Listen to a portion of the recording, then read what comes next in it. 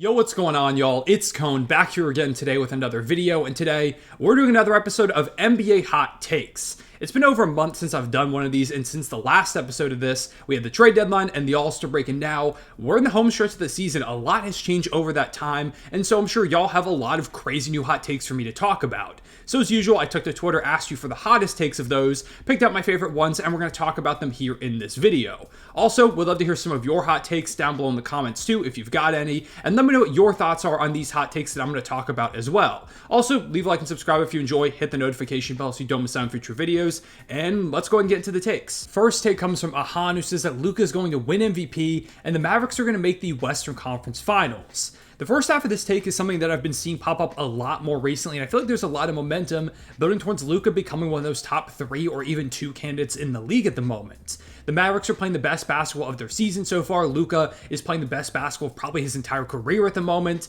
and they look like they've got a lot of momentum to potentially push their way up the standings, which could really sell Luka's MVP case, because right now, one of the biggest hits to it is the fact that the Mavericks are just the 8 seed, while candidates like Shai Gilgeous-Alexander and Nikola Jokic have their teams as top 3 seeds at the moment.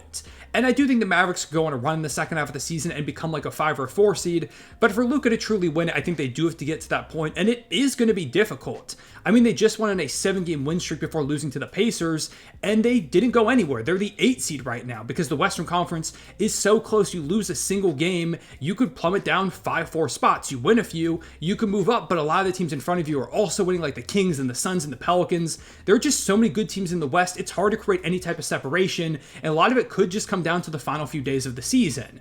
I think those top 4 spots are probably locked up. I don't see any of the Thunder, Wolves, Clippers, or Nuggets falling down. And so I do think the team success thing will probably be what takes away the most from Luka's MVP candidacy and what ultimately prevents him from actually winning it. Although, if you told me at the end of the season he was the one raising the trophy, I would not be that surprised because he's been that good. As for the second half of the take, I would be surprised if the Mavericks made the Western Conference Finals. I'm not as high on this part of the take as I was with the Luka MVP one, just because for the Mavericks to make it, they're likely going to have to go through 2 of the Thunder, Clippers, Timberwolves, and Nuggets. And to me, those 4 teams are pretty clearly the best 4 teams in the West. There is definitely upset potential throughout the Western Conference because, again, everything is so close and there's all these great teams with varying levels of experience, teams that kind of negate each other's strengths, take on each other's weaknesses, like a lot of importance in matchups going into this year's playoffs.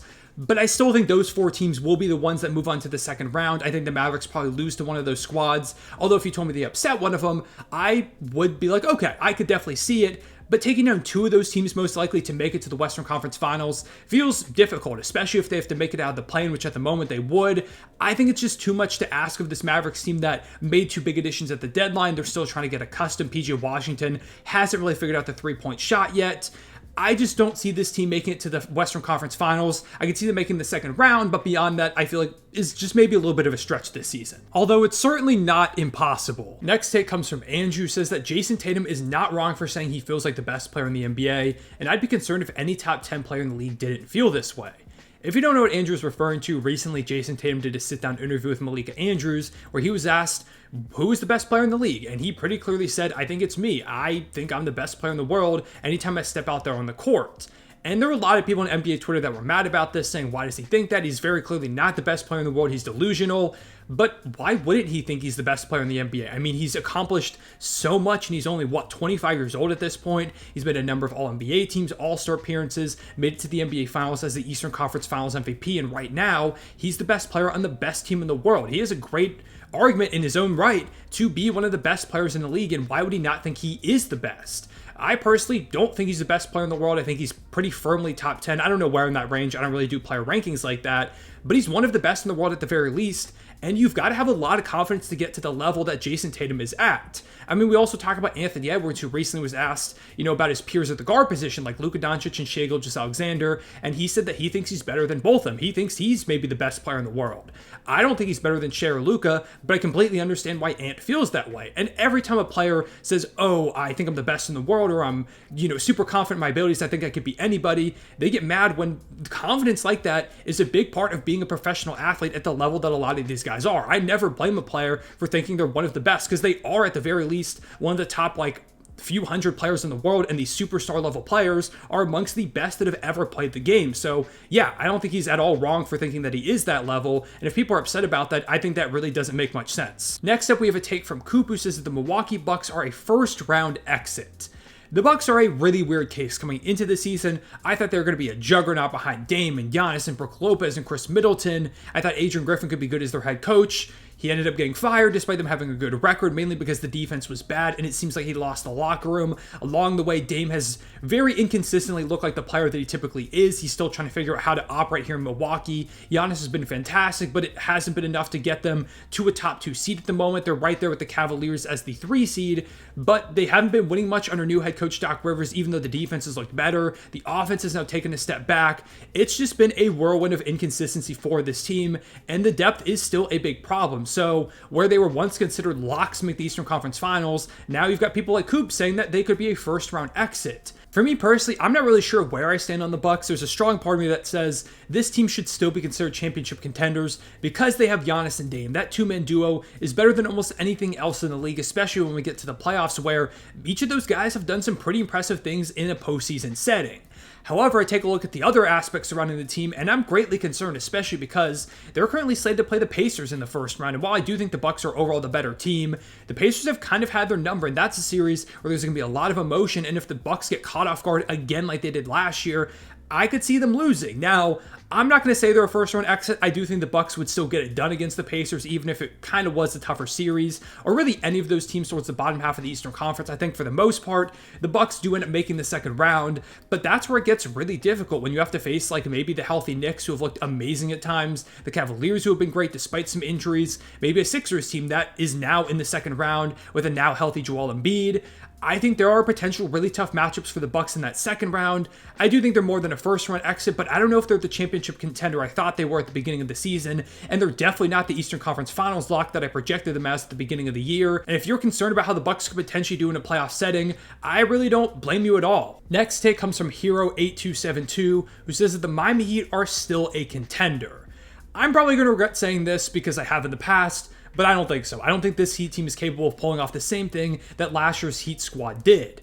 I think there is a good bit of talent still on the roster. Like the addition of Terry Rozier, I still think is going to help them. Jimmy Butler's great. Bam Adebayo is fantastic. They've got the best coach in the world in Eric Spoelstra. Like this Heat team might be better than last season's team, but I think the Eastern Conference as a whole is way better than it was last season. The Celtics are a legitimate juggernaut. The Cavaliers have looked amazing this season. The Knicks, when fully healthy, are absolutely terrifying. The Sixers, if they get back Joel Embiid, look great. The Pacers have looked solid. The Bucks have, like we just talked about, been shaky at times, but they do still have Giannis and Dame. Like this East is significantly better if you ask me. So while the Heat could maybe pull off, like, say, an upset in the first round, especially if they push for one of those top 5 seeds, which definitely isn't out of the question, they've been making some ground up on that, I think they could get to the second round, maybe even the conference finals if they got some really favorable matchups, but I think making the NBA finals is kind of out of the question. I don't see them beating the Celtics in a series if they're healthy, and so maybe I'll regret this because, again, I have in the past, but I'm going to say the Heat are not championship contenders. I think they need one more piece to make it to the finals and eventually win it.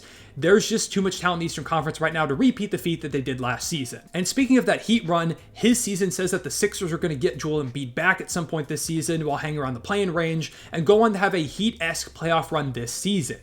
At the moment, the Sixers are currently the 5 seed. They are 12 games back of the 1 seed. They're only 1 game back of the 4-seeded Knicks, but also only 1.5 games ahead of the 8-seeded Orlando Magic, really struggling recently without Joel Embiid in the lineup. 3-7 in their last 10, and they just look lost, which makes sense. Embiid was having one of the best seasons we've ever seen, and he was pretty much keeping them afloat. Without him, they have completely fallen apart. They've also dealt with an injury to Tyrese Maxey recently, as well as a number of other role players.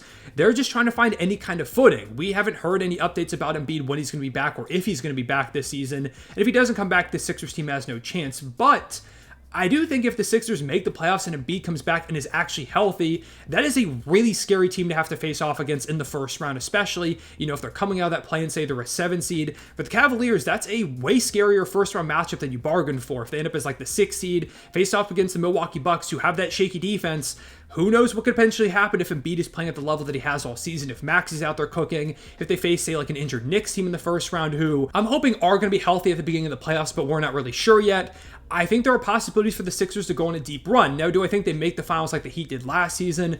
No, because again, the Celtics do exist, but I think they do have an outside shot to make it to an Eastern Conference Finals or at the very least the second round if Joel Embiid does come back, even if they are in the play-in at that moment. Next take comes from DeBall, who says that the Knicks will make it to the conference finals.